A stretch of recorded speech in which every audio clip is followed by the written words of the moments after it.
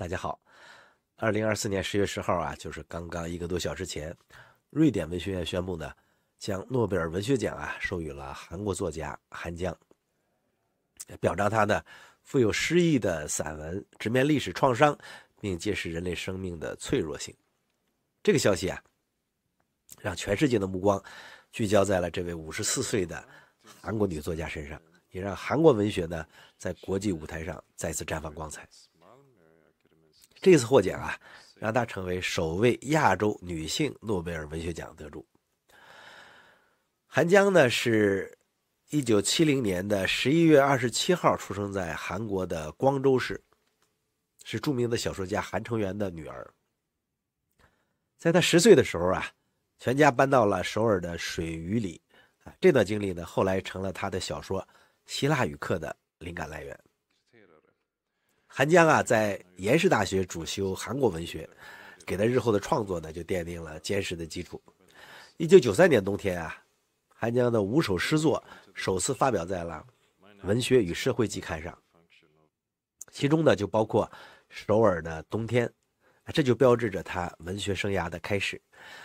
第2年呢，他的短篇小说《飞鸿毛》在首尔新闻春季文学大赛中获奖，正式宣告了他作为小说家的出道。韩江的创作呀，涵盖小说、诗歌、散文啊多种题材。他的处女作呢《丽水之恋》在1995年出版。他以精确而紧凑的叙事结构引起了关注。此后呢，他陆续创作了《黑路》、《你冰冷的手》、《素食主义者》、《希腊语课》以及《少年来了》、《白色》等多部作品。那值得一提的是啊，韩江呢不仅仅是一位作家啊，还是一位音乐家和视觉艺术爱好者。他的创作呀，常常体现出多学科的特点。2007年呢，他出版了散文集《轻声歌唱的歌》，还发行了一张自己作词作曲的并演唱的 CD， 收录了10首歌曲。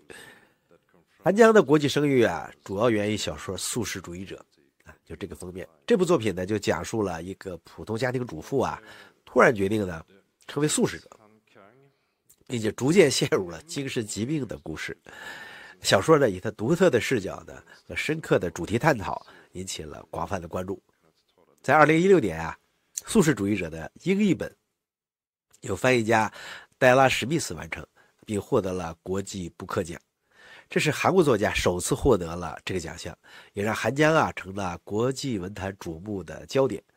那《纽约时报》书评说呢，这是2016年10大好书之一。然而啊，素食主义的英译本呢也引发了一些争议。一些学者啊指出了译本存在的错误，包括可能把某些对话归属于错误的角色。这个争议啊就引发了人们对于文学翻译和文化传递的思考。诺贝尔文学奖呢是设立于1901年，是诺贝尔5大奖项之一。每年的10月初呢，瑞典文学院会公布获奖者名单。获奖者呢不仅能够获得巨额奖金啊，更重要的是呢，获得了世界文学界的最高荣誉啊。通常啊，每年只颁发给1位作家，而且每位作家终其一生只能获得1次这个奖项。那和他其他奖项不同啊，到目前为止还没有人获得过2次诺贝尔文学奖。不过呢，值得一提的是啊，在诺贝尔其他类别的奖中啊，确实有人获得过2次奖项。比如说居里夫人，她是唯一一位在2个不同的科学领域获得诺贝尔奖的人。1903年呢获得了物理学奖，1911年又获得了化学奖。另外就是莱纳斯鲍林啊，他是唯一一位获得2个未共享诺贝尔奖的人。1954年获得化学奖，1962年呢又获得了和平奖。另外就是约翰巴丁啊，他在物理学是2次获奖，分别是1956年和1972年。就是晶体管那个发明人。再就是弗里德里克·桑格啊，他2次获得化学奖，分别是1958年和1980年。那虽然文学奖啊是没有双料得主啊，但这并不能减损它的重要性。每年的获奖者呀，都被认为对世界文学做出了杰出贡献的作家。有一次有趣的统计啊，比如说最年轻的获奖者呢是鲁德亚德·吉布林，他是41岁获奖。另外呢，最年长的获奖者呢是多丽丝·莱辛，他是88岁获奖，2007年的。那唯一拒绝接受奖项的作家是让·保罗·萨特啊，他是1964年。获奖次数最多的语言呢，英语31次，其次是法语15次。诺贝尔奖历史上有很多有趣的传闻，比如说1974年，瑞典文学院同时把奖项颁发给了2位瑞典作家，艾薇·约翰逊和哈里·马丁松。这个决定呢，就引发了争议。有人认为呢，这是对本国作家的偏袒。2016年啊，鲍勃·迪伦获奖引起了轩然大波，有些人就质疑你一个歌手是吧，是否应该获得这个文学奖？而迪伦本人呢，对获奖也是反应冷淡，半年后才去领奖。2018年啊，因为性骚扰丑闻，瑞典文学院就陷入了危机啊。当年的文学奖推迟到了2019年才颁。那2019年的奥地利作家彼得·汉德克获奖，再次引发了争议，因为他曾公开支持啊前南斯拉夫总统米洛舍维奇啊，被认为是种族屠杀的辩护者。韩江啊获得了2014年的诺贝尔文学奖啊，这是不仅对他个人成就的肯定啊，也是对韩国文学乃至亚洲文学的重要认可。首先啊，这体现了世界文学格局多元化的趋势。近年来的诺贝尔文学奖越来越重视非西方语言的作家，比如说莫言啊、石黑一雄啊等等。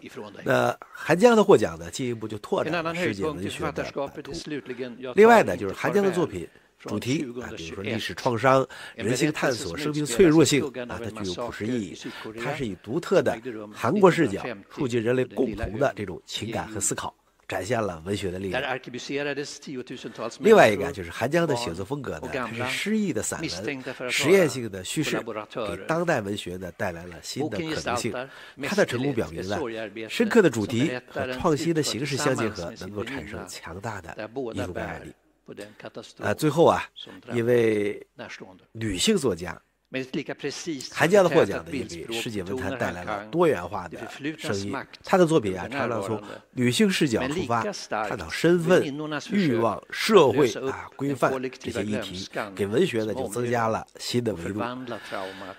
诺贝尔文学奖啊，虽然备受争议啊，但仍是世界文学最重要的风向标之一。韩江的获奖呢，无疑将引导更多的读者的关注韩国文学，甚至整个亚洲文学。同时呢，他也提醒我们啊，伟大的文学作品应该超越语言和文化的界限，触及人类共同的这种情感和思考。在这个信息爆炸的时代，文学呢似乎正在失去它的地位。比如很多大国啊，虽然有复杂、灾难深刻的历史和事件，但是依然写不出伟大的作品。这可能既是知识分子的全儒，也是社会的倒退。那么多重大题材写不出伟大作品，实在是愧对这个时代的苦难啊！但是韩江的作品告诉我们，文学呢依然有力量直面人类最深层的恐惧、欲望和梦想。通过他的笔触呢，我们看到了生命的脆弱啊，也感受到了人性的坚韧。